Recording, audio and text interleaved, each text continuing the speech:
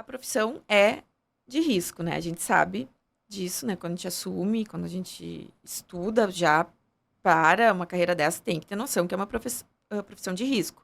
Mas a gente tem cuidados, a gente toma cuidados para que a gente se proteja nós, nossa família. Então, cada pessoa acaba optando.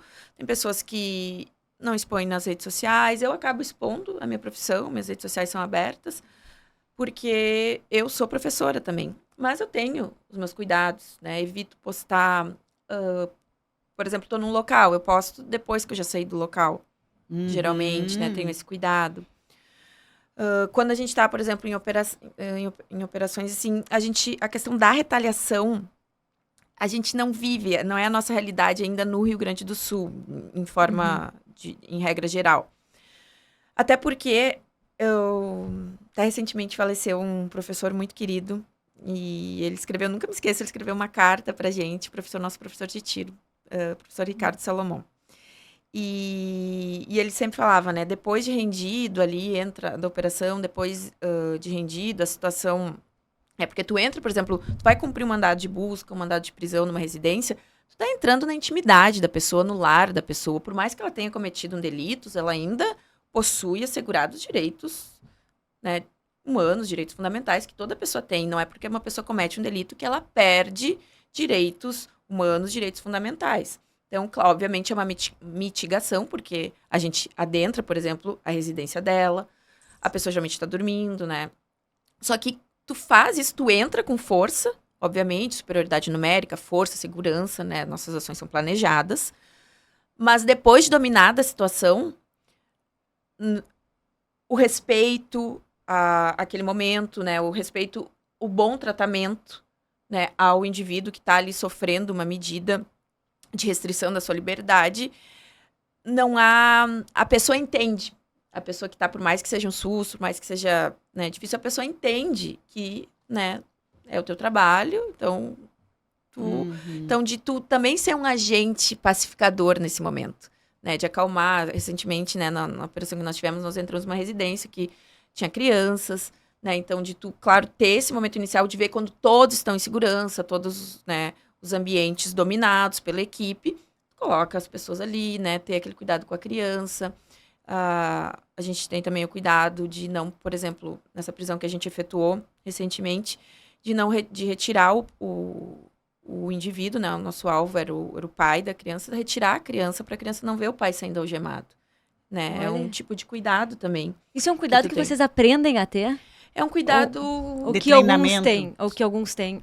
Aprende ou é uma coisa, por exemplo, tu tem esse cuidado? A grande maioria tem. Todos os colegas que eu já trabalhei acabam tendo esse cuidado, assim, na medida do possível, né? Até porque está dentro das regras dos direitos humanos, sim, né? Então, isso respeito. tem um treinamento. Esse processo todo que tu está nos contando, que é interessante, né? A gente saber, todo mundo saber, eu acho que é um procedimento, né? Ensinado, ó. Tu usou algumas palavras que vocês entram com... Superioridade numérica, força e... Foi só superioridade numérica e força? Tu usou o teu domínio ali de todo o perímetro, de toda a situação, né? De todos os ambientes estarem...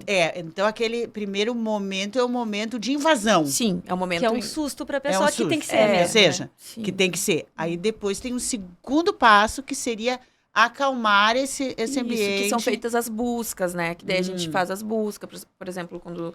O mandado ali, de acordo com o mandado judicial, a gente tem a busca pessoal, a gente tem a busca no ambiente para colher provas, né, de autoria e materialidade, que a gente busca, né, como polícia judiciária, é trazer autoria e materialidade, então comprovar que determinada pessoa cometeu um delito e ter a materialidade, ter a prova material, que a gente vai conseguir através, por exemplo, de uma apreensão de uma droga ali na residência, uma apreensão de documentos, comprovem um envolvimento de compra e venda de agrotóxicos, por exemplo.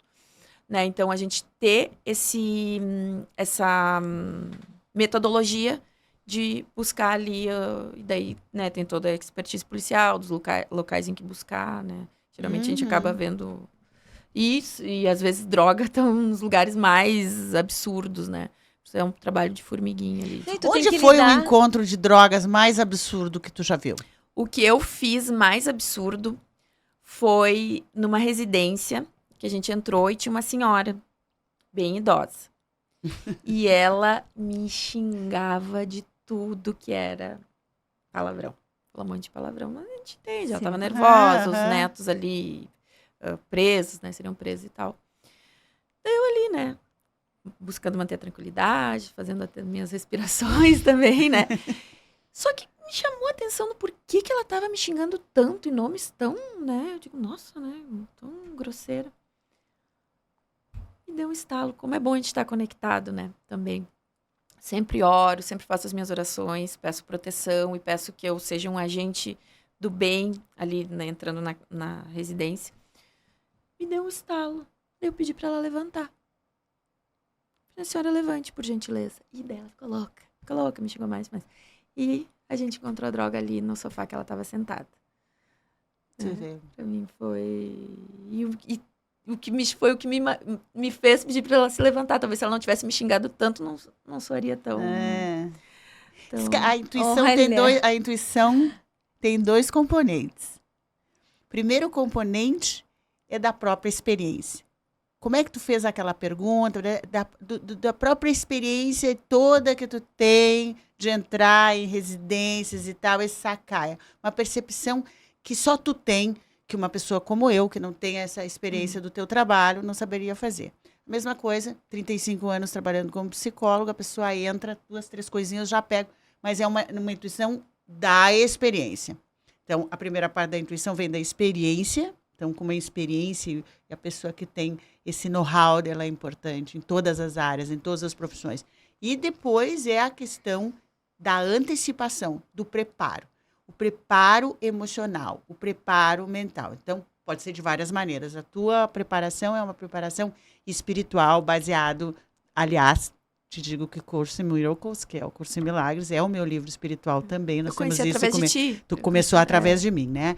E eu uso até hoje, é um livro, a gente sabe, ele tem que ser lido, relido, lido, e vem mensagens dele toda vez. E isso é a conexão.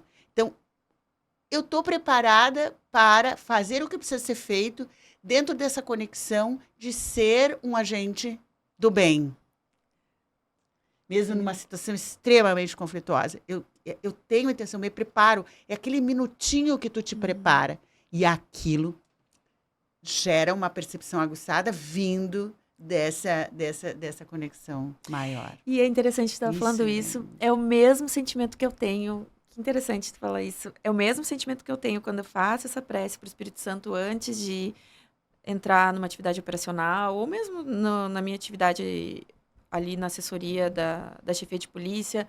Todos os dias quando eu chego para trabalhar também busco essa conexão. E é o mesmo sentimento, vem o mesmo sentimento antes das aulas também, né? Em que eu busco essa conexão com o Espírito Santo e... Sabe quando é situação familiar? Sabe como... E são completamente diferentes, né? Tu entrar numa residência, tu entrar numa sala de aula, né? Tu sabe que tem uma passagem no Course in Miracles, eu leio em inglês, né? Então, que diz, I'm here only to be truly helpful. Eu estou aqui para ser totalmente verdadeiro. Que lindo. I'm here to be truly helpful. I don't know what to do or say, but you are with me to direct me. Eu uso isso, eu não sei o que dizer, nem o que fazer, mas você está comigo para me dirigir. E é uma pequena prece do Curso in Miracles que eu uso muitas vezes antes de atender meus clientes. Muitas vezes. Que lindo. É lindo. Lindo. Temos isso em comum, né? E eu acho que isso ajuda muito mesmo. Eu, tecnicamente, né, sendo assim bem técnica no uso do cérebro, a gente vê, já tem pesquisas sobre o quanto, para tudo, se eu tiver 1 minuto, 2 de preparação, até para a pessoa que come demais. Sabe, se antes dela pegar e ficar louca ali, comer. Não, calma. Faça uma oração. Faça uma oração, uma prece, agradeça o alimento, dá uma acalmada nessa ansiedade, ou faça alguma coisa. Eu ensino outras coisas, né? Mas assim, a pequena pausa, né? E aí eu já faço tudo mais consciente. Lindo, Rosa. Para tudo, né? A pergunta era, né, o que mais te assusta? E parece que tu não pensa tanto, né, sobre isso. Parece que tu tem teu foco em outra coisa, no que tu tá indo fazer e o que tu vai gerar de benefício, né? Esse o sentimento. Como eu posso ser útil nessa situação? Como eu posso ser útil aqui?